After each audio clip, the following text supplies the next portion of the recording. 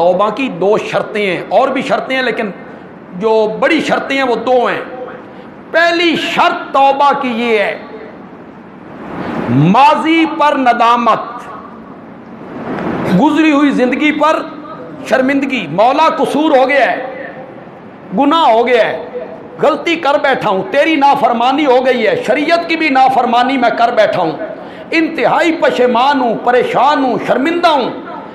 ماضی پر ندامت اور آنے والی زندگی میں اس گناہ کے نہ کرنے کا رب سے وعدہ کہ آئندہ یہ گناہ، یہ دو شرطیں ہیں توبہ کی، صرف زبان سے نہیں یا اللہ میری، اس طرح توبہ نہیں ہوتی، اس طرح توبہ ہوتی، اس پر ندامت ہو، بندہ روئے، پھر آئندہ کے لیے عہد کرے بندہ کہ میں نے آئندہ یہ گناہ نہیں کرنا۔ میری یہ فیلڈ نہیں ہے تصوف والی، لیکن کتابیں پڑھی ہیں،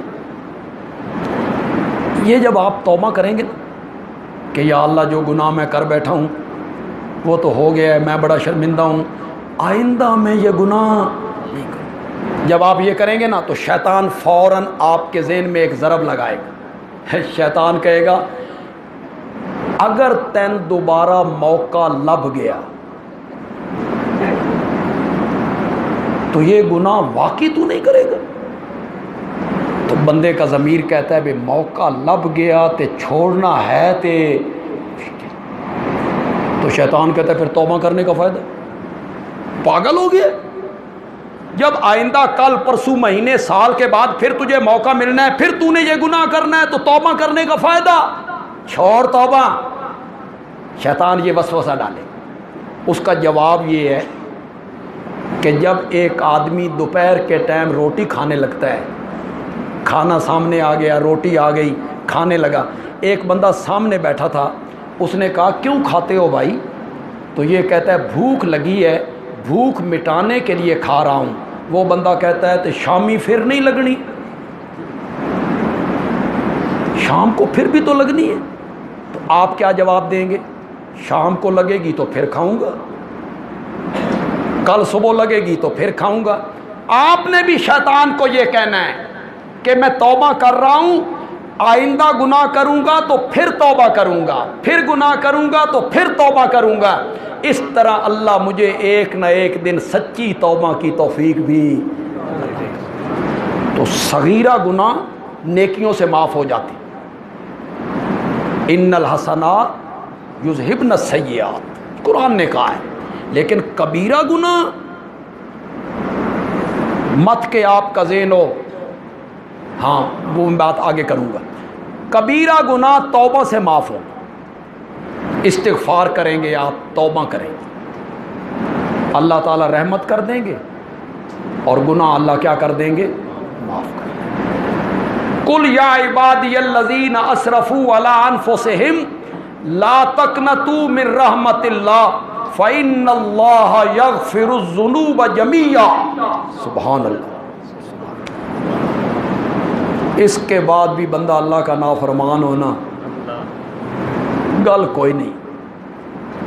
ذرا انداز دیکھیں یار، انداز دیکھیں، کن کو خطاب کر رہے ہیں؟ گناہ گاروں کو، اسرفوا علی انفسہم، جنہوں نے اپنی جانوں پر زیادتیاں کی ہیں گناہ کر کے، ان کو خطاب کر رہے ہیں۔ خطاب کرنا چاہیے تھا اے نافرمانوں، اے مجرموں، اے حرام خوروں، لہجہ تو یہ ہونا چاہیے تھا۔ لیکن گناہ گار بندوں سے، نافرمان بندوں سے اللہ خطاب کرنے لگے ہیں۔ اللہ کہتے ہیں یا عبادی، اے میرے گناہ گار بندو، میری رحمت سے نا امید نہیں ہونا، میرے دروازے پہ رہنا ہے، میں سارے گناہوں کو معاف کروں۔ کبیرہ گناہ توبہ سے معاف ہو جاتا۔ اگلی بات تھوڑی سی مشکل ہے، اللہ کرے کسی بندے کی اصلاح ہو جائے ان راتوں میں، اس مہینے میں۔ ہمارا کام ہے بتا دینا، آگے ماننا نہ ماننا آپ کا کام ہے۔ توبہ سے صرف اللہ کے حق معاف ہوتے ہیں۔ اللہ کے حق میں جو کوتاہی کی نا، وہ توبہ سے معاف ہو جائے گی، اور جو بندوں کے حق ہیں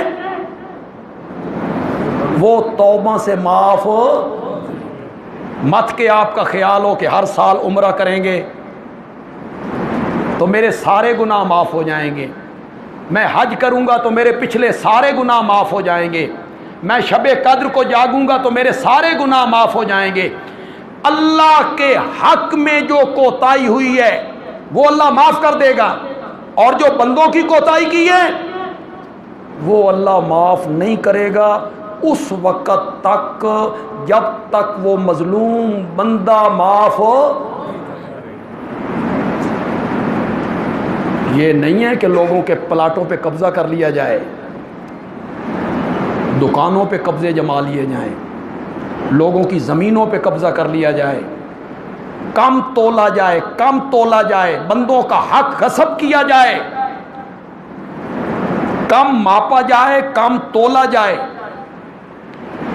2 نمبر مال 1 نمبر مال بنا کے بیچا جائے، ملاوٹ کی جائے، بندوں کا حق غصب کیا جائے، یہ حج اور عمرے سے معاف نہیں ہوں گے، نفلوں سے معاف نہیں ہوں گے، تہجد سے معاف نہیں ہوں گے، شب قدر کے جاگنے سے معاف نہیں ہوں گے، یہ تب معاف ہوں گے جب مظلوم بندہ معاف ہو۔